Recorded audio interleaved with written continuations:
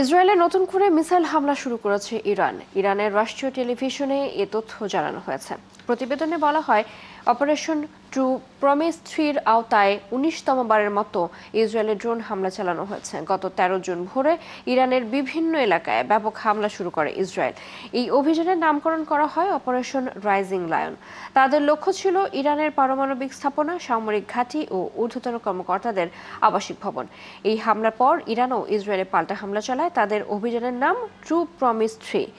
সংঘাতে এখন পর্যন্ত দুই দেশেরই ব্যাপক ক্ষয়ক্ষতি হয়েছে। ইরানের স্বাস্থ্য মন্ত্রণালয় জানায়, ইরানে কমপক্ষে 430 জন নিহত ও 3500 জন আহত হয়েছেন। যুক্তরাষ্ট্রের একাধিক B-2 স্টেলথ বোমারু বিমান প্রশান্ত মহাসাগরের দিকে অগ্রসর হচ্ছে বলে জানিয়েছে নিউ ইয়র্ক টাইমস। এটি ইরানে হামলার প্রস্তুতি নাকি কূটনৈতিক চাপ তৈরির কৌশল তা এখনও স্পষ্ট নয়। এই বিমানগুলো এমন বোমা বহনে সক্ষম যা ইরানের ভূগর্ভস্থ পারমাণবিক স্থাপনায় আঘাত হানতে পারে। প্রেসিডেন্ট ট্রাম্প 2 সপ্তাহ সময় নিয়ে কূটনৈতিক প্রচেষ্টা চালাচ্ছেন। এই সময়ের মধ্যে তিনি সিদ্ধান্ত নেবেন ইরানে হামলা চালাবেন নাকি অন্য কোনো সিদ্ধান্ত দেবেন। আল জাজিরা জানায়, বিমানগুলো দিয়াগো গার্সিয়া ঘাঁটিতে মোতায়েনের উদ্দেশ্যে উড়েছে এবং যেখান থেকে একবার রিফিলিং করেই ইরানে হামলা সম্ভব। 30,000 পাউন্ড ওজনের বাংকার ব্লাস্টার বোমা বহনে সক্ষম এসব বিমান নিয়ে উত্তেজনা বাড়ছেই।